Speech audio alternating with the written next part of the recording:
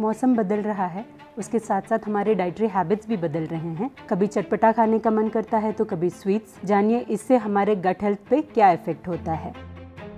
मैं doctor Nadia Muddin, consultant gastroenterologist, endoscopist and hepatologist in इत्सा hospital Raipur. Winters में क्रेविंग्स हमें बहुत ज़्यादा होता है। वो क्यों होता है? Let me explain. विंटर्स में हमारे मेटाबॉलिज्म बहुत ज़्यादा हो जाता है, so because of that we feel lot of cravings. But at the same time winters में हमारा डाइजेशन भी बहुत स्लो डाउन हो जाते हैं, जिसके कारण हमें इंडाइजेशन, एसिडिटी, हार्टबर्न जैसे समस्याएं बहुत ज़्यादा विंटर्स में हो जाते हैं। सेकेंड थिंग, अगर हम देखें, विंटर्स में हमारा जो वाटर इनटेक होता है वो लगभग 40% नॉर्मल टाइम से कम रह जाते हैं।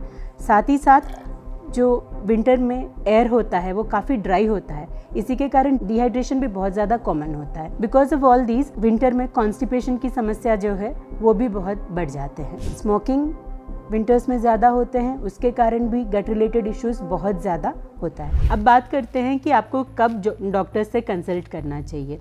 अगर आपका जो हार्ट बर्न है या फिर रिफ्लेक्स सिम्टम्स जैसे बोलते हैं मुंह पे कटा पानी आना या छाती में जलन होना, ये सब बहुत फ्रीक्वेंट होता है, यानी कि हफ्ते में 2-3 बार होता है, या इसके साथ साथ आपको उल्टी होता है बार बार, या खुराक कम हो जाते हैं, या वेट लॉस हो रहा है, या लैट्रिन में कभी खून दिखता है, तब आपको डॉक्टर से मिलना चाहिए। अब इस प्रॉब्लम से हम कैसे बच सकते हैं उसके बारे में बात करते हैं। सबसे पहले हमें अपने खान पान पे ध्यान देना पड़ेगा।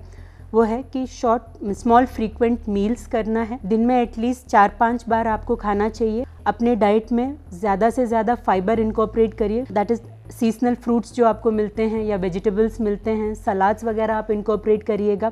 कार्बोहाइड्रेट्स में कॉम्प्लेक्स कार्बोहाइड्रेट्स जैसे ओट्स हो गया, बाजरा हो गया, ज्वार हो गया, ये सब इनकॉर्पोरेट करने की कोशिश करिए।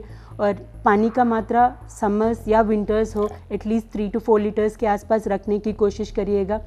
और अगर इंडल्ज करते हैं स्वीट्स में या चटपटे खाने में, हमेशा वो एक मॉडरेशन में रखने की कोशिश करिएगा। Next thing is, if you are consuming alcohol, keep it in limits. Occasional social drinking is acceptable, regular drinking is not acceptable. Smoking is to be avoided completely. अगर आपको इंडाइजेशन, एसिडिटी, गैस्ट्रोएसोफेजियल रिफ्लेक्स के symptoms हो या constipation के symptoms हो, और अगर आप डॉक्टर के पास जाते हैं तो हम आपको कुछ ब्लड टेस्ट एडवाइस करते हैं, साथ ही साथ अपर जीआई एंडोस्कोपी, सिग्मोइडोस्कोपी या कोलोनोस्कोपी एडवाइस करते हैं। अगर इनमें जो प्रॉब्लम्स निकलता है उस हिसाब से हम या तो आपको टैबलेट्स दे सकते हैं या फिर एंडोस्कोपिक ट्रीटमेंट्स रेकमेंड कर सकते हैं। आज हमने बात किया है गट हेल्थ रिलेटेड इश्यूज़ के बारे में। आपको गट हेल्थ के बारे में कोई भी डाउट है तो आप कमेंट्स में लिख सकते हैं, और ऐसे ही हेल्थ रिलेटेड वीडियोज़ के लिए हमारे चैनल को सब्सक्राइब करें। Thank you.